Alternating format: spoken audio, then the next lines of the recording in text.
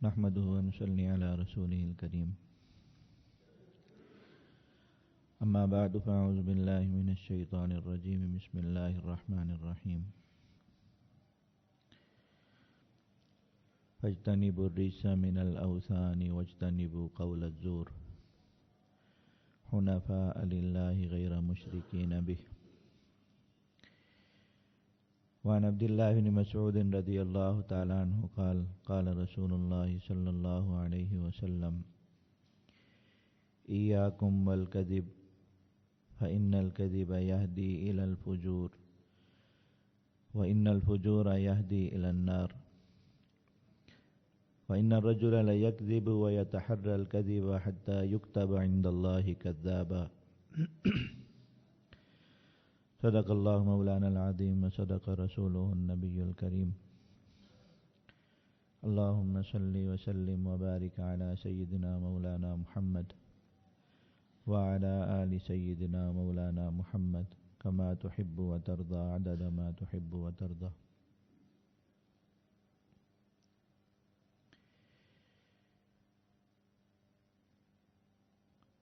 گزشتہ 3 مجالس سے ہمارا جو بیان ہے یہ تزکیہ کے موضوع پر چل رہا ہے. انسان کے نفس میں پائی جانے والی وہ برائیاں جو اس کی کامیابی اور فلاح کے راستے میں رکاوٹ اور مانع بننے والی ہیں،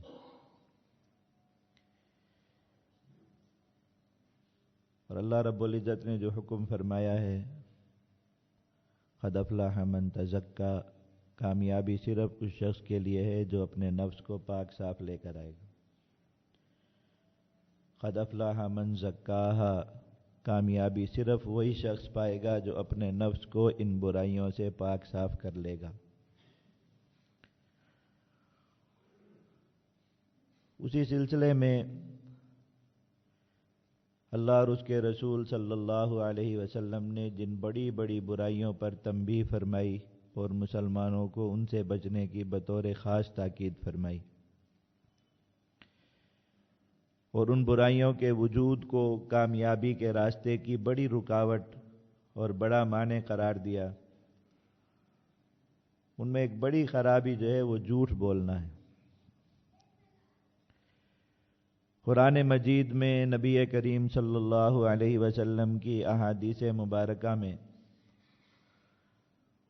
مسلمانوں کے سامنے اس گناہ کی بہت زیادہ شناعت بیان کی گئی، بہت زیادہ.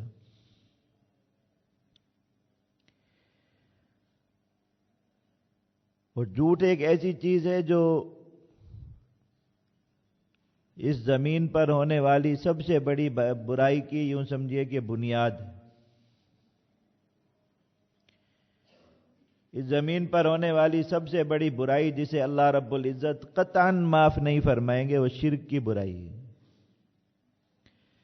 ان اللہ لا یغفر ان یشرک بہ ویغفر ما دون ذلک لمن یشاء، اللہ تعالیٰ شرک کا گناہ قطعاً معاف نہیں فرمائیں گے ذرہ برابر ہوئے. اس کے علاوہ جتنے بھی گناہ ہیں سارے گناہوں کا اس میں ذکر آ گیا، کوئی بھی چھوٹا بڑا کسی قسم کا ظاہری باطنی کوئی گناہ اس سے باہر نہیں رہا. اس عموم سے فرمایا کہ جس کے لیے جو گناہ چاہیں گے معاف فرما دیں گے. اللہ تعالیٰ کا وعدہ ہے.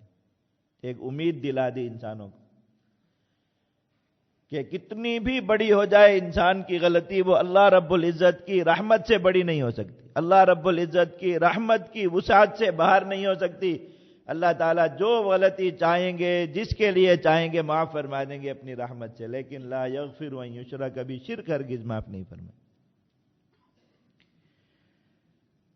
اور حضرات علماء کرام فرماتے ہیں کہ یہ جو شرک ہے یہ جھوٹ ہی کا نام ہے، کہ ہر مشرک اللہ رب العزت کی ذات پر ایک جھوٹ باندھتا ہے، ہر مشرک، اس لیے کہ وہ اپنے شرک کی ایک دلیل قائم کرتا ہے. وہ کسی بھی غیر اللہ کی اگر عبادت کرتا ہے کسی بھی درجے میں، یا تو سیدھی سیدھی عبادت کرتا ہے کہ خود اسی کے سامنے جھکتا ہے، اسی سے مانگتا ہے سب کچھ، یا کسی درجے میں شرک کرتا ہے، تو اس کی وہ ایک جھوٹی دلیل گھڑتا ہے اپنے آپ سے اور اس دلیل کو وہ منسوب کر دیتا ہے نعوذ باللہ اللہ رب العزت کی طرف۔ تو شرک کی بنیاد اللہ تعالی پر جھوٹ بولنا ہے، شرک کی بنیاد۔ کسی کے آگے سجدہ کر رہا ہے تو کہے کہ اللہ ہی کا یہ حکم ہے کہ میرے بندوں سے بھی اس طریقے سے مانگو، کسی کو اپنے اور اللہ کے درمیان ایسا ناجائز طریقے سے واسطہ بنا رہا ہے تو اس چیز کی جو نسبت اللہ کے دین کی طرف کر دیتا ہے کہ اللہ کے دین میں ایسا کہا گیا کہ تم یہ کام کرو،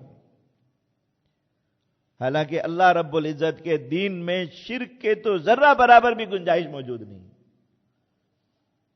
لیکن اب کوئی مشرک ایسا نہیں دیکھیں گے جس شخص کے ایمان کے ساتھ شرک کی بیماری لگی ہوئی ہے، زبان سے تو اپنے آپ کو مومن کہتا ہے لیکن عمل کے اعتبار سے مشرک ہے، تو ہر مشرک آپ کو ایسا ملے گا جو اللہ رب العزت پر جھوٹ باندھتا ہے کہ اللہ نے ہی مجھے ایسا کرنے کا حکم دیا۔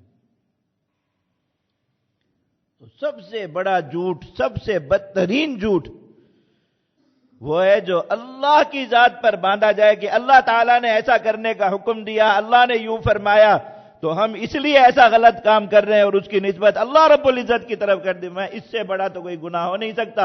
ان الذین یفترون علی اللہ الکذب لا یفلحون، جو اللہ کی ذات پر جھوٹ باندھے گا، اللہ کی طرف کسی جھوٹ کی نسبت کرے گا، وہ کبھی بھی کامیاب نہیں ہو سکتا۔ اس سے پھر نیچے آ جائیں شرک سے، جو سب سے بڑا مسئلہ شریعت میں وہ ہے حرام و حلال کا، سب سے بڑا مسئلہ۔ تو اب کوئی شخص بھی اگر کسی حرام کو اپنے لیے حلال کرتا ہے، وہ اللہ تعالیٰ پر جھوٹ باندھے بغیر ایسا نہیں کر سکتا۔ آپ خود سوچئے کہ ایک چیز حرام ہے شریعت میں، اب اس کو کسی ماحول اور معاشرے میں رائج کرنا ہے کہ لوگ وہ حرام کا ارتکاب کریں، تو کوئی اگر کہے فلاں نے حلال کیا فلاں نے، مسلمان کبھی مانیں گے؟ کبھی بھی نہیں مانیں گے۔ تو جھوٹ بولنا پڑتا ہے حرام کو رائج کرنے کے لیے اللہ رب العزت کی ذات پر۔ ایک چیز حرام ہے اس کو حلال کرنا ہے تو کہے گا اللہ نے اس کو حلال کیا، اس کی تعویل کرے گا، اللہ کے واضح طور پر حرام کیے ہوئے کوئی تعویل کرے گا، کہے گا نہیں اللہ رب العزت نے اس کو حرام نہیں کیا، یا تو یہ جھوٹ بولے گا یا یہ جھوٹ بولے گا کہ اللہ نے اس کو حلال کر دیا، اس کے بعد وہ مسلمانوں میں وہ چیز رائج ہو جائے گی۔ اب کوئی سیدھا سیدھا کرے گا جہاں اس کو پتا ہو کہ آگے سارے ہی جاہل لوگ بیٹھے ہوئے ہوں، تو وہاں وہ سیدھا سیدھا اللہ پر جھوٹ باندھ دے گا۔ اور جہاں اس کو پتا ہو کہ لوگ ہیں جو تھوڑی بہت عقل استعمال کرتے ہیں، تھوڑا بہت شریعت کا درک رکھتے ہیں، تو وہاں اس جھوٹ کو اس طرح کرے گا کہ اللہ رب العزت نے اس کو حلال کر دیا۔ تو حرام حلال کا مسئلہ بھی، ایمانیات کا مسئلہ، اس میں جو سب سے بڑی خرابی آئے گی وہ جھوٹ کے راستے سے آئے گی۔ اس کے بعد اگلے درجے پر آ جائیے، شریعت میں کسی بھی چیز کا، ایسی چیز کا اضافہ کرنا ہو جو شریعت کا حصہ نہیں۔ لیکن بہت سے لوگوں کے دلوں میں یہ ایک عجیب سا خیال آ جاتا ہے کہ شاید اللہ رب العزت نے جو شریعت نبی کریم صلی اللہ علیہ وسلم پر نازل فرمائی، اور وہ شریعت نبی کریم صلی اللہ علیہ وسلم کے شاگردوں اور آپ کی جماعت حضرات صحابہ کرام کے ذریعے امت تک پہنچی قیامت تک کے لیے، ان کے دل میں ایک فاسد خیال آتا ہے کہ یہ شریعت کامل نہیں ہے، اس میں کچھ کمیاں ہیں۔ تو کچھ نہ کچھ کام ہر زمانے میں لوگ ایسے جو شریعت کا حصہ نہیں ہوتے ان کو شریعت کا حصہ بناتے چلے جائیں عبادت کے نام پہ، کہ فلاں کام بھی ثواب ہے، فلاں کام بھی ثواب ہے، فلاں عمل بھی عبادت ہے، اور ان عبادات کے پھر بڑے بڑے ثواب گھڑیں گے، بڑے بڑے ثواب۔ جس چیز کو شریعت میں بدعت کہا جاتا ہے، بدعت۔ اور اللہ کے نبی صلی اللہ علیہ وسلم نے بدعت کی اتنی زیادہ شناعت بیان فرمائی، اتنی زیادہ ہے۔ میں ایک آدمی خود بدعت کرتا ہے، اس کا مقام کیا ہوگا اللہ اور اس کے رسول کی نظر میں؟ ایک مسلمان کسی شخص کے بارے میں یہ جانتے ہوئے کہ یہ بدعتی ہے، اس نے کوئی بدعت گھڑی ہے، اس کی توقیر کرتا ہے، تعظیم کرتا ہے، اس کے ساتھ ادب احترام سے ملتا ہے، اس کو علماء کا اور مقتدا کا مقام دیتا ہے۔ فرمایا ایسا آدمی بھی دین کو گرانے والا ہے۔ فقد اقام اعانہ علی ہدم الدین، جو دین کے گرانے کی محنت جو وہ شخص کر رہا ہے، دین کو بگاڑنے کی، یہ اس کا معاون بن گیا، اس کے ساتھ شریک ہو گیا اس کام میں۔ اتنا برا۔ اب حرام حلال کے بعد جو مسئلہ ہے سنت اور بدعت کا، اس کی بنیاد بھی جھوٹ سے ہی نکلتی ہے۔ کسی بھی ایسے عمل کو مسلمانوں میں نیکی کے طور پر اور ثواب کے طور پر مسلمان کو پتہ ہے کہ نیکی کا کام وہی ہو سکتا ہے جو اللہ اور اس کے رسول کی طرف سے ہوگا، بس باقی انسانوں کو کیا پتا کہ نیکی کیا ہے اور برائی کیا ہے۔ اگر انسان اپنے علم سے اور اپنی عقل اور اپنی سوچ سے نیکی اور برائی میں فرق کرنے کی صلاحیت رکھتے اور ایسا کر سکتے، اللہ رب العزت نہ انبیاء کو بھیجتے اور نہ کتابیں نازل فرماتے۔ اللہ رب العزت نے حضرات انبیاء کرام علیہم السلام کو بھیجا، کتابیں نازل فرمائی، کیا سمجھانے اور بتانے کے لیے؟ یہ حد فاصل قائم کرنے کے لیے کہ یہ کام نیکی اور یہ کام برائی، انسان خود اس کا فیصلہ نہیں کر سکتا۔ یہ کام ثواب ہے اور یہ کام گناہ ہے، یہ فیصلہ کون کرتا ہے؟ اللہ اور اس کے رسول بتاتے ہیں۔ اب ایک ایسا کام جسے اللہ اور اس کے رسول نے کار ثواب نہیں بتایا، اس کو مسلمانوں میں رائج کرنا ہے تو کیا طریقہ ہوگا؟ خود اگر کوئی اٹھ کے کہے کہ جی ہماری طرف سے یہ اضافہ ہے تو لوگ ویسے ہی لپیٹ کے واپس منہ پہ مار دیں گے کہ تم کون ہوتے ہو تمہارے اضافے کو مان۔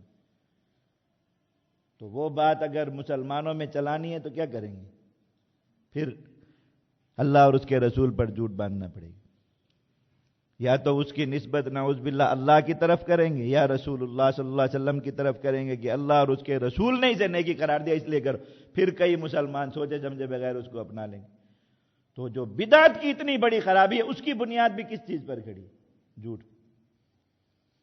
اس لیے دیکھیے اللہ رب العزت نے جھوٹ کو رکھا کس مقام پر ہے؟ وَاجْتَنِبُوا الرِّجْسَ مِنَ الْأَوْثَانِ وَاجْتَنِبُوا قَوْلَ الزُّورِ۔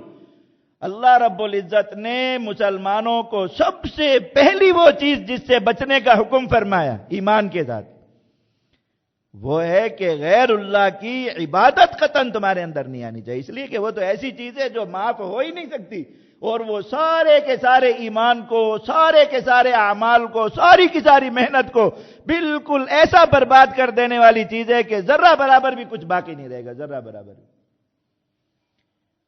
ایک انسان کو اللہ 100 سال کی عمر دے، 200 سال کی عمر دے، ساری عمر اللہ رب العزت کی عبادت میں صرف کر دے، اللہ رب العزت کی رضا کے کاموں میں صرف کر دے، اللہ جتنا مال دے وہ بھی سارا اللہ کے لیے خرچ کر دے، جتنی صحت اللہ نے دی ساری اللہ کے لیے خرچ کر دے، اپنا سارا وقت اللہ کے لیے خرچ کر دے، لیکن اس نے ایک لمحے کے لیے غیر اللہ کی عبادت کی اور اس سے توبہ نہیں کی، اس آدمی کی ساری محنت احبط اعمالہم، اللہ رب العزت نے ان کے سارے اعمال تباہ کر دیے، برباد کر دیے، کچھ بھی باقی نہیں، کچھ بھی۔ وہ آدمی چاہے کہ اس کو ایک ذرہ برابر بھی اس کے اعمال سے فائدہ ہو جائے آخرت میں، ایک ذرہ برابر بھی، ایک پانی کا گھونٹ مل جائے، ایک منٹ کے لیے سایہ مل جائے ان اعمال کے جو اس نے سینکڑوں سال وہ اعمال کیے، درجنوں سال وہ اعمال کیے، لیکن اگر اس نے غیر اللہ کی عبادت کی، اللہ کے ساتھ شرک کا ارتکاب کیا، اس کے سارے اعمال تباہ ہو۔ تو اللہ تعالیٰ نے ایمان والوں کو سب سے پہلی وہ چیز کہ مومن ہو گئے، اللہ نے ایمان کی توفیق عطا فرما دی۔ اب جو بچ کے چلنا، یہ جو تقوی کا راستہ ہے، تزکیہ کا راستہ ہے، اپنے آپ کو جن چیزوں سے پاک رکھنا ہے، ان میں سب سے پہلی چیز کیا ہے؟ شرک سے بچ۔ غیر اللہ کی عبادت، کسی بھی درجے کا کوئی شرک تمہارے عمل کے، تمہارے نظریے کے قریب نہیں آنا چاہیے۔ شرک سیدھا یہ نہیں ہوتا کہ بندہ یہ کہے کہ اللہ ایک نہیں ہے، دو ہے، صرف یہ شرک نہیں ہوتا۔ اللہ رب العزت کی جتنی صفات ہیں، اللہ رب العزت کی ان صفات میں کسی کو شریک قرار دے دینا کہ کسی درجے میں کوئی شخص، کسی درجے میں کوئی دوسری ذات بھی اللہ کی طرح کسی معاملے میں مؤثر ہے، اللہ کی طرح اس کے لیے تھوڑی سی کوئی عبادت کا ذرہ ہو سکتا ہے، کوئی اس کے ساتھ کوئی طمع، اس کے ساتھ کوئی امید اسباب سے اوپر ہو کے وابستہ رکھی جا سکتی ہے، کسی کا اللہ رب العزت پر کوئی نعوذ باللہ زور زبردستی چل سکتی ہے، کوئی اللہ رب العزت کے مقابلے میں کسی کی شفاعت، کسی کی سفارش کچھ کام آ سکتی ہے، کوئی بات بھی ان میں سے انسان کے نظریے قریب آگے اس کا سارا ایمان اکارت ہو جاتا ہے۔ اور جب ایمان اکارت ہو گیا تو اعمال نے کیا بچنا ہے؟ وہ تو جل گئے، ختم ہو۔ تو تزکیہ کے باب میں جو سب سے پہلی چیز ارشاد فرمائی، سب سے وہ کیا ہے کہ اپنے آپ کو شرک سے بچاؤ، اور پھر اس کے ساتھ دوسری چیز کیا ہے؟ وَاجْتَنِبُوا قَوْلَ الزُّورِ، جھوٹ سے اپنے آپ کو بچاؤ، جھوٹ سے۔ اس لیے کہ وہ سارے ایسے گناہ جو انسان کی بربادی میں بڑا حصہ ڈالنے والے، تباہی میں، یا تو اس کو پورا تباہ کر دیں گے، یا بہرحال اس کو کامیاب نہ رہنے دیں. ان گناہوں کے سب سے زیادہ سوتے جو پھوٹتے ہیں وہ جوس کے چشمے سے پھوٹتے ہیں، جھوٹ کے. ایسے میں نے آپ کو بتایا کہ انسان اللہ پر بسا اوقات جھوٹ بول دیتا ہے، نعوذ باللہ. انسان نبی کریم صلی اللہ علیہ وسلم پر بسا اوقات جھوٹ بول دیتا ہے. آپ اندازہ لگائیں ایک مسلمان کی روح کانپ جاتی ہے سوچ کے کہ نبی کریم صلی اللہ علیہ وسلم پر کوئی آدمی کس طرح جھوٹ بول سکتا ہے کہ حضور نے ایک بات نہیں فرمائی، اس کو پتا ہے کہ آپ نے نہیں فرمائی، وہ کہہ دے حضور نے ایسا فرمایا. حضور صلی اللہ علیہ وسلم نے ایک کام نہیں کیا، اس کے کرنے کا حکم نہیں فرمایا، اس کے لیے کوئی پسندیدگی کا اظہار نہیں فرمایا. بندہ کیسے یہ جانتے بوجھتے ہوئے نبی کریم صلی اللہ علیہ وسلم کا امتی ہو، آقا صلی اللہ علیہ وسلم کا کلمہ پڑھا ہوا ہو، اور پھر کہہ دے کہ حضور کی طرف جھوٹ منسوب کر دے کہ حضور نے ایسا فرمایا یا حضور نے ایسا پسند ہو. میں کس طرح ہو سکتا ہے؟ روح کانپ جاتی انسان کی سوچ. لیکن آپ حیران ہو، آپ کسی بھی مکتبے میں چلے جائیں، کتب خانے میں جائیں، اسلامی کتابیں پڑھیں، حدیث شریف کی کتابیں جتنی جلدوں میں لکھی ہوئی ہیں جن میں اللہ کے نبی صلی اللہ علیہ وسلم کے ارشادات گرامی نقل ہوئے اور امت نے، صحابہ کرام نے امت تک پہنچایا کہ حضور نے ایسا فرمایا ایسا فرمایا، جب میں سچی جو احادیث جن پر عمل ہے، جو شریعت کا نصاب ہے، جتنی جلدوں میں وہ پڑھی ہوں گی، اسی کے ساتھ اتنی جلدوں میں علماء نے صدیاں محنت کر کر کے وہ جھوٹ نکالے جو نعوذ باللہ امتی کہلانے والے لوگوں نے نبی کریم صلی اللہ علیہ وسلم پر بول دی، مختلف مقاصد کے لیے. مختلف کوئی کام اپنی پسند ذہن میں آیا، بس باقی لوگ بھی کریں تو ٹھگ سے نبی کریم صلی اللہ علیہ وسلم کی طرف منسوب کر دیا، بغیر کسی شرم کے، بغیر کسی حیا کے. حکیموں نے اپنی دوائیاں رائج کرنے کے لیے اس زمانے نبی کریم صلی اللہ علیہ وسلم پر جھوٹ باندھ دی کہ حضور نے فلاں چیز کی یہ خاصیت بتائی، فلاں چیز کی یہ خاصیت بتائی. یہ جو پیر فقیر لوگ ہوتے ہیں، انہوں نے اپنے اعمال لوگوں میں رائج کرنے کے لیے نبی کریم صلی اللہ علیہ وسلم تو اتنی محنتیں کر کر کے وہ کتابیں جمع کی کہ یہ سب جھوٹ ہے جو نبی کریم صلی اللہ علیہ وسلم کی طرف بولا گیا اور منسوب کیا گیا. امت نے یہ کام کیا. اللہ کے نبی صلی اللہ علیہ وسلم نے خبر دی تھی، لیکن ساتھ فرمایا کہ جس نے جانتے بوجھتے ہوئے میری طرف کسی جھوٹ کی نسبت کی، فَلْيَتَبَوَّأْ مَقْعَدَهُ مِنَ النَّارِ، وہ جہنم میں اپنا ٹھکانہ بنا لے. کہ یہ گناہ کبھی معاف نہیں ہو سکتا. اس لیے کہ نبی کریم صلی اللہ علیہ وسلم کی طرف کسی غلط بات کی نسبت کر دینا شریعت کی بنیاد ہلا دینے والی بات ہے. شریعت کی بنیاد کو کمزور کر دینے والی بات ہے کہ شریعت اللہ اور اس کے رسول کے احکام کا نام ہے. ایک چیز غلط ان کی طرف منسوب کر دی، سننے والے کے لیے تو وہ بھی شریعت کا حصہ بن گئی. اب وہ زندگی بھر اسے اللہ اور اس کے رسول کی بات سمجھ کے عمل کرتا رہے گا، زندگی بھر اسے اللہ اور اس کے رسول کی بات کے طور پر نقل کرتا رہے گا، اور ایک فساد امت کے اندر عام رہے گا. چھوٹے چھوٹے مقاصد کو سامنے رکھ کے ایسا کیا، اتنی بڑی بڑی کتابیں بن گئی جھوٹ. لیکن اللہ تعالیٰ نے چونکہ دین اسلام کی حفاظت کا ذمہ لیا کہ قیامت تک یہ مسخ نہیں ہو سکتا، اس کی اصل شکل بھی بہرحال باقی رہے گی. لوگ اس کو مسخ کرنے کی کتنی بھی کوشش کریں، اللہ رب العزت اس کی اصل شکل کو مسخ نہیں ہونے دیں گے. اللہ رب العزت نے ہر زمانے اور نبی کریم صلی اللہ علیہ وسلم نے پیشین گوئی دی، خبر دی اس امت کو کہ اللہ تعالیٰ ایسے علماء پیدا کرتا رہے گا قیامت تک جو اس دین میں سے جھوٹ اور سچ کو الگ الگ کر کے امت کے سامنے رکھتے رہیں گے. تو کتنا بھی جھوٹ بولا جائے اللہ رب العزت اس کو صاف تو کرا دیتے، لیکن کئی لوگ جن کے لیے بربادی لکھی ہوئی ہوتی ہے وہ اسی جھوٹ کا شکار ہو کر شریعت سے غافل ہو جاتے، دور ہو جاتے. اس لیے اللہ رب العزت نے جو تزکیہ کے باب میں سب سے اول چیز عمل کے اعتبار سے، شرک کا مسئلہ تو عقیدے کا ہو گیا نا، کہ اب ایمان آپ لے آئے تو آپ کو اگلا حکم کیا ہے کہ اب تزکیہ کرنا ہے، پاکی حاصل کرنی ہے، ہر برائی سے اپنے آپ کو بچانا ہے. تو برائیوں کی گنتی میں وہ برائی جس کا تعلق عقیدے سے، وہ سب سے پہلے ذکر فرما دی کہ شرک سے اپنے آپ کو بچاؤ. شرک اور کفر کے ہر فرد سے اپنے آپ کو بچاؤ اور اپنے آپ کو ہوشیار اور خبردار رکھو کہ خدا نخواستہ شرک کا کوئی عمل، خدا نخواستہ کفر والی کوئی بات تمہارے ایمان اور عقیدے کا حصہ نہ بن جائے. تو اپنے آپ کو مومن کہتے رہو، اپنے آپ کو مومن سمجھتے رہو، لیکن انسان حقیقت میں مومن نہ ہو.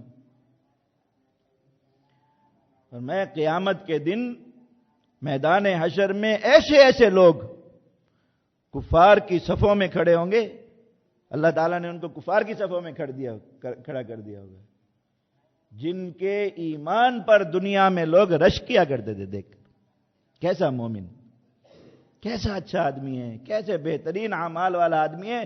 لوگوں کے دلوں میں یہ خیالات آتے تھے ان کو دیکھ کر کہ ایسے اعمال ہمیں بھی نصیب ہو جائیں گے.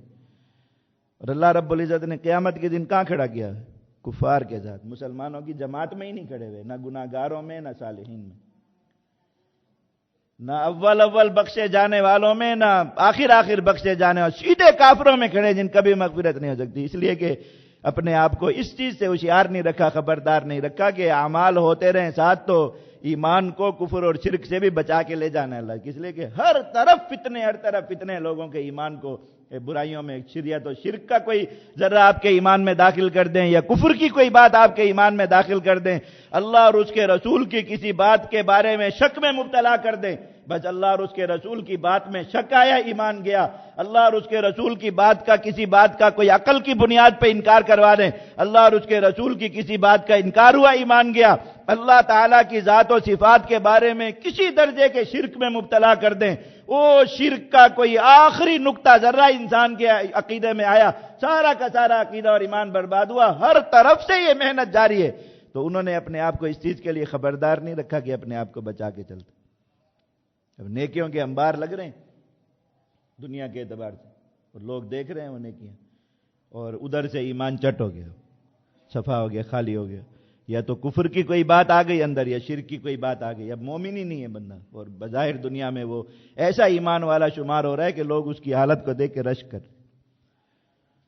اس لیے ایمان والوں کو خبردار فرمائے، خبردار، اوثان سے بچو، گندگی سے، کفر اور شرک کی ہر گندگی سے اپنے آپ کو بچاؤ، ہوشیار ہو کر، خبردار ہو کر. اس لیے مسلمان پر لازم ہے، لازم ہر مسلمان پر جس علم کا حاصل کرنا ہر مسلمان کے ذمہ فرض عین ہے. یہ جو بچوں کو 10 کلو کتابوں کے بستے اٹھوا کے جس سکول میں بھیجتے اس کے بعد لکھا ہوتا ہے کہ علم کا حاصل کرنا فرض ہے. یہ بھی کبھی پوچھا ہے کہ کون سے علم کا حاصل کرنا فرض ہے؟ ABC پڑھنا فرض ہے، 2 + 2 4 پڑھنا فرض ہے، الف با تا سا یہ پڑھنا فرض ہے، الف انار بے بکری پڑھنا یہ کوئی فرض نہیں. فرض علم کیا ہے؟ اللہ کے نبی صلی اللہ علیہ وسلم کی خدمت میں حضرت جبرائیل علیہ السلام طالب علم بن کر آئے، طالب علم بن کر.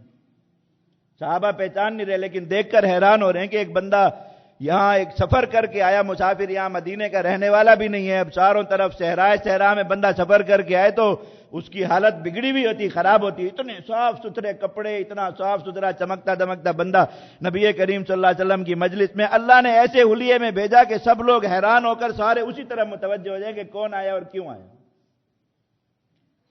اب آ کر نبی کریم صلی اللہ علیہ وسلم سے 3 سوال کیے ہیں طالب علم بن کے، اور اللہ کے نبی صلی اللہ علیہ وسلم نے جواب دیے، پھر وہ غائب ہو گئے.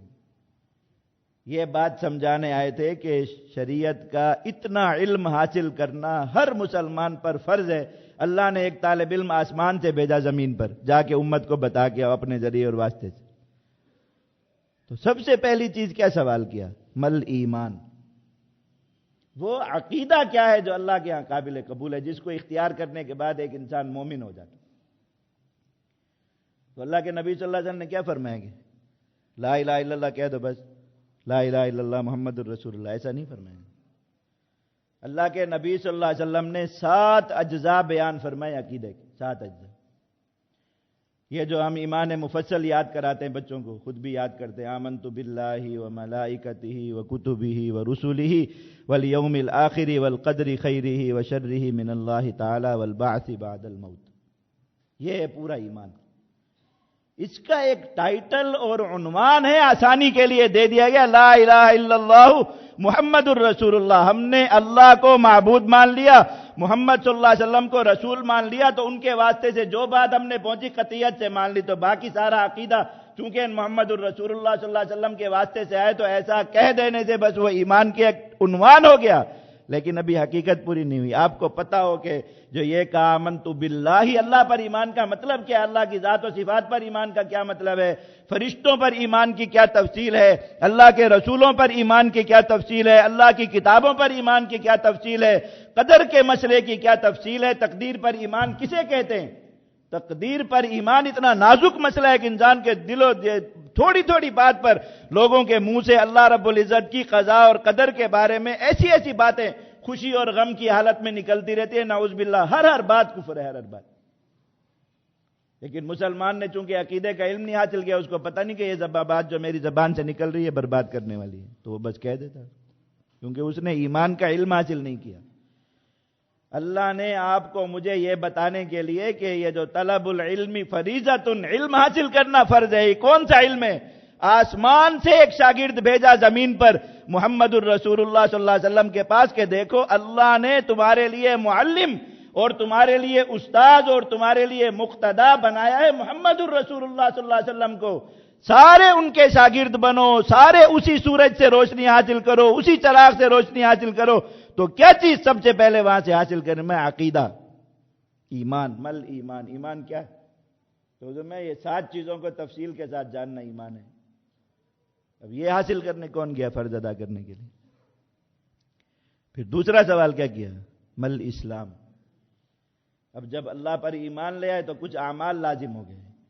وہ اعمال کون سے ہیں جن کا کرنا ہر حال میں لازم ہے، جن میں کوئی چھوٹ نہیں ہے، کوئی رخصت نہیں ہے، کوئی معافی نہیں ہے، ان کی فرض درجے کے اعمال ہیں، اللہ کی طرف سے لازمی ذمہ داری کے طور پر جو رکھ دیے، وہ کیا ہے؟ اللہ کے نبی صلی اللہ علیہ وسلم نے وہ اعمال ان کو بتائے، نماز پڑھو، روزہ رکھو، زکوٰۃ دو، غنیمت کا خمس دو۔ یہ ساری روایات میں اس طریقے سے اللہ کے نبی صلی اللہ علیہ وسلم بیان فرما رہے ہیں۔ تو میں احکام کا سیکھنا، جو احکام فرض درجے کے ہیں ان کا سیکھنا بھی فرض ہے۔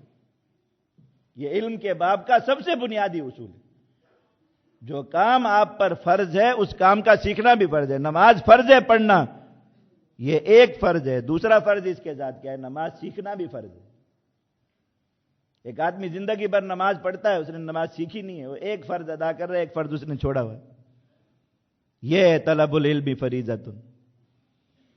اور تیسرا سوال کیا مل احسان، کہ وہ کیفیت بتائیے جس کیفیت میں بندہ عمل کرے تو اس کا عمل اللہ کے ہاں قبول بھی ہو جائے۔ معلوم ہو کہ ہر عمل بھی اللہ کے ہاں قابل قبول نہیں ہوتا، اس کی بھی ایک خاص کیفیت، اس کی بھی ایک خاص شان ہے۔ تو وہ سیکھو۔ تو اللہ کے نبی صلی اللہ علیہ وسلم نے وہ بتایا کہ کون سی نیت کے ساتھ عمل کیا جائے گا تو اللہ کے ہاں قابل قبول ہوگا، کس کیفیت کے ساتھ عمل کیا جائے گا تو وہ اللہ کے ہاں تلنے کے قابل ہوگا۔ تو یہ 3 سوال 3 جواب اس امت کو نصاب دے گئے کہ طلب العلم فریضۃ، سکولوں پہ لکھنے کی حدیث نہیں ہے، یہ ہر مسلمان کو یہ علم حاصل کرنے کے لیے بتایا کہ ان 3 چیزوں کا علم حاصل کرنا ہر مسلمان پر فرض ہے۔ اب یہ جو اتنا ایک جو ہے وہ دردناک بات ارشاد فرما دی کہ لوگ دنیا میں ایسے اعمال کرتے رہے، ایسے اعمال نیکی کے، کہ ان اعمال کو دیکھ کر دوسرے مسلمان رشک میں مبتلا ہو جائیں، دوسرے مسلمانوں کے دل میں ان کی نقالی کا خیال آئے، ان جیسے بننے کی حرص اور تمنا ان کے دل میں آئے۔ انسان اعمال ایسے کر رہا ہے اور قیامت کے دن کھڑا کہاں ہے؟ کافروں کی صف میں جا کے کھڑا ہو، فاسق فاجر لوگوں میں بھی نہیں کھڑا، جن کی کچھ کوئی معافی آخر میں ضرور معاف ہو جائیں گے، ضرور جہنم سے نکال کے جنت میں داخل کر دیے جائیں گے، ان میں بھی نہیں کھڑا ہوا، کافروں میں کھڑا ہے جن کی کبھی بخشش نہیں ہوگی، جنہیں جہنم میں ڈال کے جہنم کو اوپر سے بند کر دیا جائے گا، کبھی کھولا ہی نہیں جائے گا، جن کی چیخو پکار کی آواز بھی باہر نہیں آئے گی کبھی بھی، ابد الآباد وہ جہنم میں رہیں گے، ان میں کھڑا ہے۔ کیوں کھڑا ہے؟ اس لیے کہ اس نے باقی سارے کام کیے زندگی میں، لیکن اس نے جو فرض درجے کا علم تھا سب سے پہلا کہ یہ پتا کرتا کہ ایمان کیا ہے، تاکہ اپنے ایمان کی ہمیشہ حفاظت کرتا۔ ایک انسان کے پاس کوئی قیمتی ہیرا آ جائے تو اس کی حفاظت کے کتنے بندوبست کرے گا، کتنے بندوبست، کیسی کیسی تجوریاں بنوائے گا، کیسے کیسے ان پہ لاک لگوائے گا، ہر جدید سے جدید ٹیکنالوجی کا لاک اس پہ لگوائے گا کہ کوئی اس کو چوری نہ کر لے، لینا چاہیے۔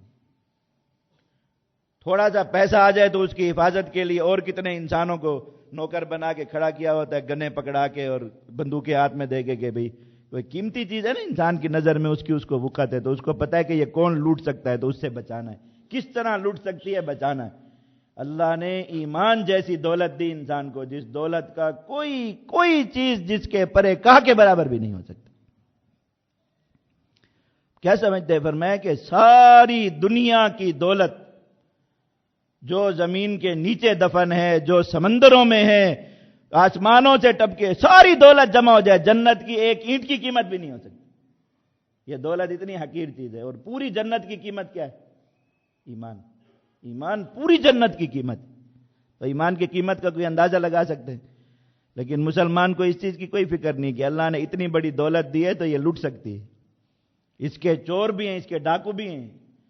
اللہ نے ہمیں دولت دی ہے، یہ اللہ نے اس کا ڈاکو ساتھ پیدا کیا ہے، قیامت تک جو قبر میں اترنے تک لگا رہے گا اس چیز پر کہ یہ دولت لوٹنی ہے اس مسلمان سے، شیطان، اس کی ساری زندگی کی محنت یہی ہے، ساری تگ و دو اس کی یہ کہ میں نے اس مسلمان کو کسی نہ کسی طرح لوٹ کر بھیجنا ہے، اس سے بچنے کی کوئی فکر نہیں مجھے کہ اتنا علم حاصل کر لیتا کہ کہیں خدا نہ خواستہ اپنے آپ کو مسلمان سمجھتا رہوں لیکن کہیں کفر میں نہ پڑا ہوا ہوں، اپنے آپ کو مسلمان سمجھتا رہا ہوں، خدا نہ خواستہ کہیں کوئی شرک کا ذرہ میرے اس میں نہ آ گیا، اس سے بچنے کی کوئی فکر نہیں۔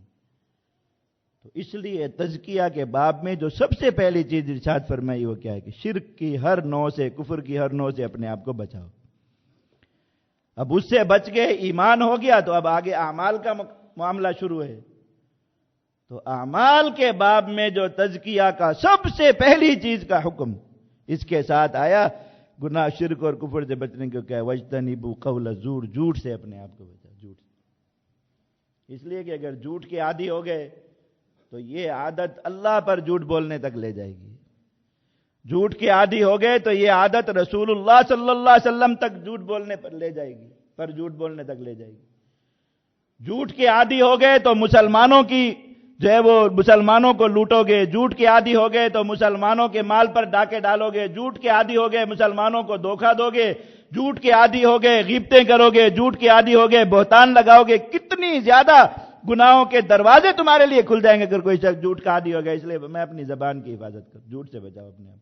وَاجْتَنِبُوا قَوْلَ الزُّورِ، جھوٹ کا عادی ہو گیا بندہ جھوٹی گواہیاں دے گا جا کے کسی کے حق میں یا کسی کے خلاف، کتنا بڑا گناہ ہے، کتنا بڑا گناہ۔ صحابہ کرام فرماتے تھے کہ اللہ کے نبی صلی اللہ علیہ وسلم ٹیک لگا کے بیٹھے ہوئے تھے آرام سے، جیسے کوئی سکون سے بیٹھے ہوتے۔ کسی شخص نے آ کر پوچھا یا رسول اللہ سب سے بڑے گناہ کون کون سے؟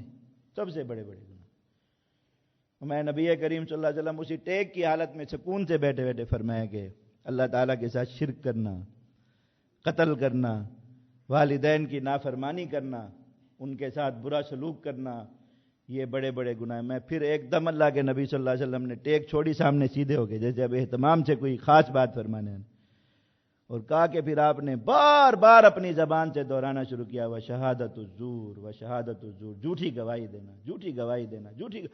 کہا اللہ کے نبی صلی اللہ علیہ وسلم یہ بات دہراتے چلے جا رہے، دہراتے چلے جا رہے، دہراتے چلے جا رہے ہیں جیسے ہمارے دل و دماغ پر نقش فرما رہے ہیں بات، کہ باقی باتیں نبی کریم صلی اللہ علیہ وسلم نے اسی آرام والی نشست کے ساتھ فرما دی، آرام والی نشست کے ساتھ۔ لیکن یہ بات پتہ تھا امت جو ہے وہ جھوٹ کو معمولی گناہ سمجھے گی۔ ماں باپ کو گالی دینا، ماں باپ کو جھڑکیاں دینا ہر آدمی برا سمجھتا ہے، ہر آدمی۔ کوئی بدبخت ایسے ہوتے ہیں جو اس چیز کو برائی نہیں سمجھتے، کرتے ہیں، لیکن وہ بھی اس چیز کو پسند کبھی نہیں کرتے کہ ان کی یہ عادت دنیا کے سامنے، ان کو پتہ ہے بری عادت، دل میں ان کو بھی احساس ہے کہ بری عادت۔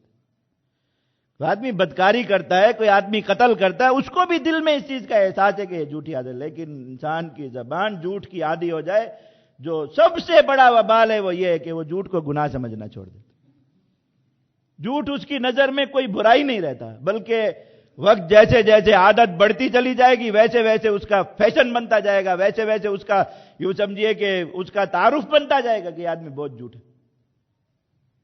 ایک آدمی پتہ ہو وکیل صاحب ہیں، سچ ہی بولتے ہیں، جھوٹ نہیں بولتے، کتنے لوگ اس کے چیمبر میں جائیں گے کہ آپ ہمارا کیس لے لیجیے، لیکن جس وکیل صاحب کے بارے میں پتا ہو کہ یہ ایسا جھوٹ بولتے ہیں کہ شیطان بھی لاہور پڑھ کے وہاں سے نکل جاتا ہے کہ عذاب آیا تو میں بھی مارا جاؤں گا، اس کے رش لگا ہوا ہوگا، باہر ٹائم نہیں ہوگا اس کے پاس لوگوں کو دینے کے لیے کہ یہ کرے۔ عدالتوں کے باہر چلے جائیں، لوگ بیٹھے صبح صبح نہا دھو کے کلف والے کپڑے پہن کے، بوسکی کا سوٹ اور جو ہے وہ جوتا چمکا کے پالش کر کے عدالت کے باہر بیٹھے ہوئے ہیں آ کے صبح سے لے کر، کس چیز کے انتظار میں کہ کوئی آئے دو چار پیسے دے دے، جا کے جھوٹ بول دیں۔ اگر یہ اس کو برا سمجھتے، ان کے دل میں یہ بات ہوتی ذرا سی بھی کہ ہم ایک گناہ کرنے کے لیے آئے بیٹھے ہیں، تو اس طرح چمک دمک کے جا کے بیٹھتے وہاں، چھپ کے بیٹھے ہوتے ہیں، لیکن پتہ ہے بھئی تھلے پہ سامنے انہوں نے ہی بیٹھنا ہے۔ اب ان کو کوئی پتہ نہیں ہے کہ ہمارے اس جھوٹ بولنے سے کس کا حق جا رہا ہے، ہمارے اس جھوٹ بولنے سے کس کا حق مارا جا رہا ہے، ہمارا یہ جھوٹ بولنے سے کس کی جائیداد سلب ہو رہی ہے، کس کا مال دوسرے کے کھاتے میں جا رہا ہے، کچھ نہیں۔ وہ اس مال کے مزے کوئی اور لے گا، اس مال سے دنیا کوئی اور بنائے گا، لیکن اس کی آگ میں یہ اس سے زیادہ جلے گا۔ اس مال کا ان کو کتنا حصہ ملا؟ کتنا حصہ؟ 1% بھی نہیں، 2% بھی نہیں، اتنے تھوڑے تھے۔ اتنے زیادہ تو سودا کرانے والا ایجنٹ لے لیتے، اتنے بھی نہیں لیتے جھوٹ بولنے کی، لے لیا۔ اب اس مال کی جو آگ ہے جس میں اس لوٹنے والے شخص نے جلنا ہے، اس سے زیادہ تو یہ جلے۔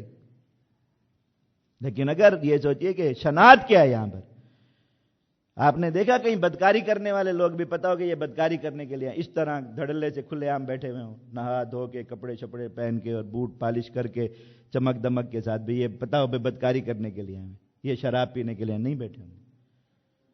جھوٹ بولنا ان سے بڑا گناہ ہے، بڑا وبال ہے، لیکن اس کے لیے تیار ہو کے صبح صبح نہا دھو کے پورا جو ہے وہ سج سمر کے ایک انسان آ کے بیٹھا ہوا کہ اس کے دل میں یہ بات ہی نہیں رہی سرے سے کہ یہ میں گناہ کرنے کے لیے آ کے بیٹھا۔ گناہ کا سرزد ہو جانا، کسی انسان سے بار بار گناہ ہونا، یہ اتنا بڑا وبال نہیں ہے کسی گناہ کی شناعت کا اس کے دل سے نکل جانا جتنا بڑا یہ وبال ہے۔ اللہ معاف کرے۔ ایک انسان گناہ کو حلال سمجھ لے اگر، وہ تو مسلمان ہی نہیں رہتا، سرے سے کافر ہو جاتا۔ جس چیز کے بارے میں پتہ ہے اللہ اور اس کے رسول نے حرام کی، قرآن مجید میں جھوٹ کی حرمت آئی، نبی کریم صلی اللہ علیہ وسلم نے جھوٹ کی حرمت بیان فرمائی، جگہ ہر بچپن سے انسان کے کان میں یہی بات پڑ رہی ہے، ہر والدین اپنے بچوں کو بتاتے ہیں، ہر استاد اپنے شاگردوں کو بتاتے کہ جھوٹ بولنا حرام ہے، جھوٹ بولنا حرام ہے، جھوٹ بولنا حرام ہے۔ کسی مسلمان کے دل میں ایک لمحے کے لیے بھی یہ خیال آیا کہ جھوٹ حلال ہو گیا، وہ مسلمان ہی نہیں رہا۔ اور اگر خدا نخواستہ یہ خیال تو نہیں، اللہ معاف کرے، کہ جھوٹ حلال ہو گیا، لیکن جھوٹ بولتے ہوئے اس کو اب کوئی پریشانی نہیں کہ میں کوئی گناہ کر رہا ہوں، اس کے لیے وہ چھپتا، اس کے لیے وہ کوئی شرمندگی اس کے چہرے پر آتی، کوئی انفعال کے قطرے اس کے پیشانی پر آ جاتے، کوئی شرمندگی کا پسینہ آ جاتا، کچھ نہیں ہے دھڑلے سے۔ اور جتنا بڑا جھوٹا ہے اتنا بڑا وہ اپنے اوپر جو ہے اپنے جھوٹ پر اس کو اتنا زیادہ فخر ہے۔ تو ایسا آدمی گناہ کا اس درجے میں کسی انسان کے لیے چلا جانا، اس سے بڑا وبال اور کوئی نہیں، اس سے بڑا وبال۔ حضرت عبداللہ بن مسعود رضی اللہ تعالیٰ عنہ اس امت کے ان علماء میں سے ہیں، صحابہ کرام میں، کہ نبی کریم صلی اللہ علیہ وسلم نے اپنی امت کو تاکید فرمائی کہ ان سے دین سیکھنا میرے جانے کے بعد۔ کتنے بڑے آدمی! ایک صحابی ان کے پاس گئے، میں کہ لوگوں سے ہم مختلف باتیں سنتے ہیں کہ سب سے بڑا گناہ کون سا ہے؟ کوئی صحابی کوئی روایت بیان کرتا ہے، اس میں نبی کریم صلی اللہ علیہ وسلم نے کسی گناہ کو سب سے بڑا قرار دیا، کوئی دوسرے روایت بیان کرتا ہے کہ حضور نے یہ سب سے بڑا گناہ ہے۔ تو آپ اس امت کے بڑے عالم ہیں، اللہ کے نبی صلی اللہ علیہ وسلم کے ساتھ آپ اتنا زمانہ رہے، قرآن و حدیث کا آپ نے اتنا علم حاصل کیا، نبی کریم صلی اللہ علیہ وسلم نے ہمیں تاکید فرمائی کہ ہم آپ سے کہ آپ بتا دیجئے کہ سب سے بڑا گناہ کون سا ہے۔ میں نے اللہ اور اس کے رسول کے دین سے جو کچھ سیکھا حاصل کیا ہے، سب سے بڑا گناہ یہ ہے کہ کوئی مسلمان کسی گناہ کو گناہ نہ سمجھے۔ جس گناہ کو کوئی شخص گناہ سمجھنا چھوڑ دے، فرمایا اس کے حق میں وہی سب سے بڑا گناہ ہے۔ دوسرے مسلمان کے حق میں وہ گناہ ایک چھوٹا گناہ ہوگا، اس لیے کہ وہ اس کو شرمندگی کے ساتھ کر رہا ہے، گناہ کا احساس دل میں رکھ کے کر رہا ہے، لیکن اس کو پتا ہے یہ صغیرہ گناہ ہے، یہ اس کی عبادات سے بھی معاف ہو جائے گا، یہ اس کی توبہ سے بھی معاف ہو جائے گا، استغفار سے بھی معاف ہو جائے گا، کسی بھی طرح معاف ہو جائے گا، لیکن اس نے اس گناہ کو گناہ سمجھ کے کیا، اس کے دل میں اس گناہ کی وجہ سے ایک ڈر ہے، ایک خوف ہے، تو اس کے حق میں بڑا گناہ بھی اتنا مضر نہیں۔ لیکن ایک انسان یہ سوچے کہ یار یہ تو چھوٹا گناہ ہے، کوئی بات نہیں، کر لیتے میں، یہ اکبر الکبائر ہے، اکبر الکبائر کی اللہ کی کسی نافرمانی کو حقیر سمجھنا، اللہ رب العزت کی کسی خلاف کی بات کی کسی خلاف ورزی کو چھوٹا سمجھنا، ایک بندے کے لیے اس سے بڑا گناہ کیا ہو سکتا ہے کہ وہ اپنے خالق و مالک کی بات کو ہلکا سمجھے اور چھوٹا لے کے یہ تو اس کی چھوٹی نافرمانی ہے اس لیے میں کر لیتا ہوں، نعوذ باللہ۔ کوئی تھوڑا سا فائدہ حاصل کرنے کے لیے کر لیتا ہوں، کوئی تھوڑا سا مال بیچنے کے لیے کر لیتا ہوں۔ اب دکان میں کھڑے اللہ کے نبی صلی اللہ علیہ وسلم نے فرمایا التجار فجار، سیدھی طرح ایک بات، التجار فجار، تاجر یہ مال بیچنے والے لوگ فاسق ہیں سارے، اب صحابہ میں اکثر لوگ تجارت پیشہ تھے، اکثر لوگ صحابہ کرام، خاص طور پہ یہ جو مہاجرین تھے نبی کریم صلی اللہ علیہ وسلم کے ساتھ مکہ مکرمہ سے، سب تاجر تھے۔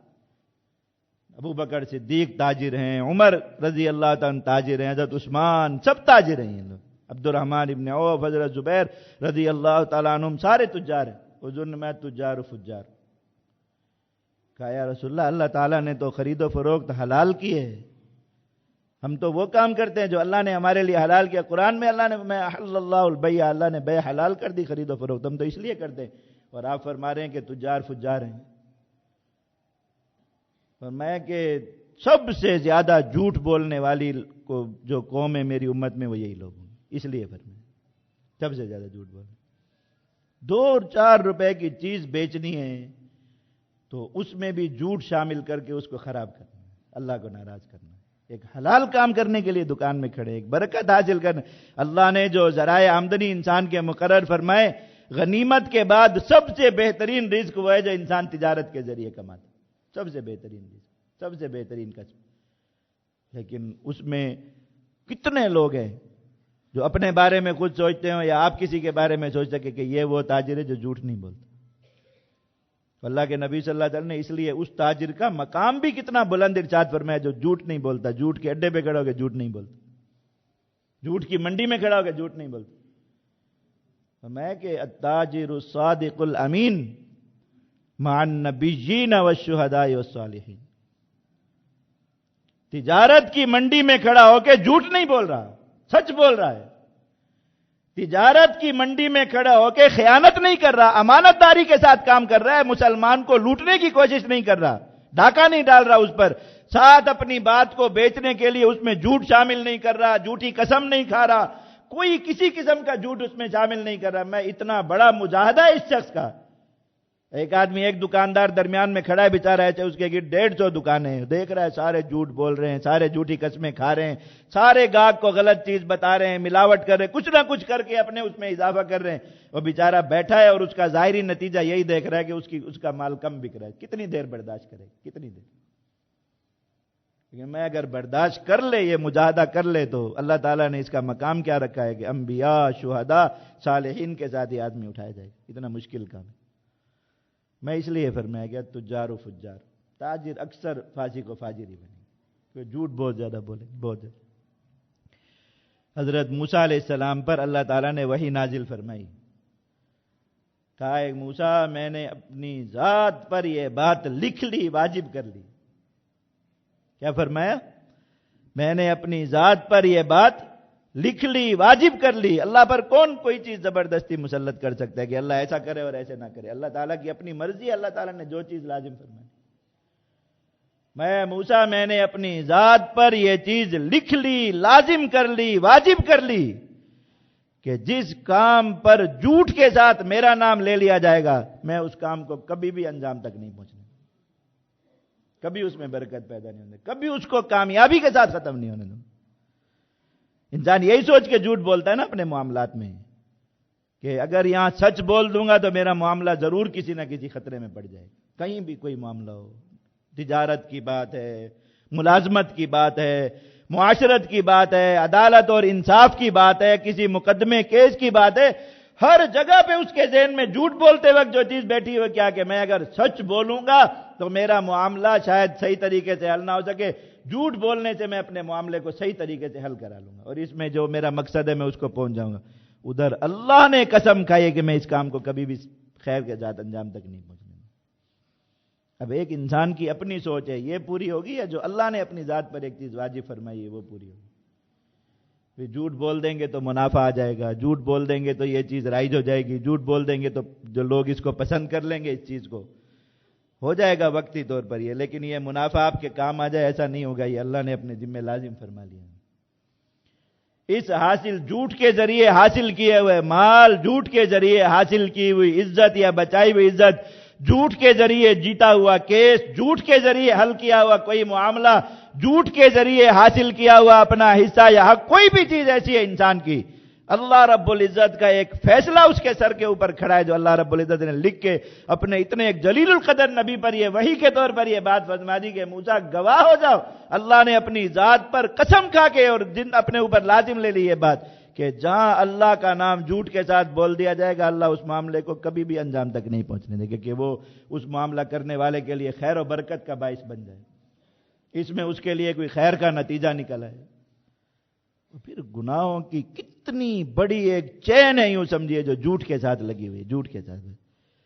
اس لیے تزکیہ کے باب میں جو شرک کے بعد سب سے پہلی جو چیز فرمائی وہ کیا ہے کہ جھوٹ کی عادت نہ لیں. جھوٹ یہ جو حدیث پڑھی خطبے میں حضرت عبداللہ بن مسعود رضی اللہ تعالیٰ فرما رہے ہیں کہ نبی کریم صلی اللہ علیہ وسلم نے فرمایا کہ ایاکم والکذب, جھوٹ سے اپنے آپ کو بہت بچاؤ, بہت. میں ایک تو یہ برائی ہے کہ جھوٹ گناہ ہے اور بڑا گناہ ہے, کبیرہ گناہ ہے, تو اس نے جہنم کی طرف لے کر جانا ہے. ایک تو مسلمان کے لیے یہ خود ایک بہت بڑا خسارے کی بات ہے کہ ایک کام کا اس کو پتا ہو کہ یہ جہنم میں لے جانے والا پھر بھی اس کو کرتا رہے. میں اس سے بڑی اس کے اندر شناعت کیا ہے کہ ایک آدمی جھوٹ بولتا ہے, پہلے ایک بولتا ہے, پھر دو بولتا ہے, پھر چار پانچ, اس کی زبان کو عادت ہوتی جھوٹ بولنے کی. اللہ تعالیٰ کے ہاں وہ لکھ دیا جاتا ہے کہ یہ آدمی جھوٹا ہے. ایک ہے دیکھو دنیا میں بھی ایسا ہوتا ہے نا, ایک آدمی جھوٹ بولتا ہے کبھی کبھار, لوگ اس کی بھی برائی کرتے ہیں, لیکن ایک بندہ کوئی پروفیشنل ایسا ہو جاتا ہے لوگ کہتے ہیں کہ یہ جھوٹا ہے. اب وہ آدمی اگر زبان سے کوئی سچ بھی نکالے تو لوگ اس کے شک کو بھی سچ کو بھی کبھی بھی یقین کی نظر سے دیں گے کہ شک ہی کریں گے کہ یہاں بھی اس نے ضرور کارروائی کی ہوگی, جھوٹ بولا ہوگا. ایسے ہی ہے نا. چلو دنیا میں ایک چیز ہو جائے انسانوں کے ہاں پھر بھی کوئی ایسی بات نہیں, توبہ کر لی, لوگ جھوٹا جھوٹا کہتے بھی رہیں تو, لیکن میں اللہ کے ہاں یہ آدمی کذابین میں لکھ دیا جاتا ہے, جھوٹوں کے ساتھ ہی اٹھایا جائے گا. نہیں مور لگ گئی اس شخص پر اللہ رب العزت کے ہاں. اب اس کا اوپر تعارف کیا ہے کہ یہ آدمی کیا ہے, نمازیں بھی بہت پڑھتا ہے تو یہ نہیں اس کا نام اوپر لکھا ہوا کہ یہ نمازی. اس نے بہت سارے حج کیے ہوئے تو اس کا نام اوپر یہ نہیں لکھا ہوا کہ یہ حاجی صاحب ہیں. اس نے بہت زیادہ صدقات اور خیرات کرتا ہے تو اوپر یہ نہیں لکھا ہوا اس آدمی کا تعارف اس کے نامہ اعمال میں کہ یہ ایک سخی آدمی کا نامہ اعمال. اس کے اوپر اس کی نمازیں ایک طرف رہ گئیں, روزے ایک طرف رہ گئے, صدقات ایک طرف رہ گئے, اوپر یہ لکھا ہوا ہے کہ یہ آدمی جھوٹا ہے. اس کا نام ہی یہی لکھا ہوا ہے.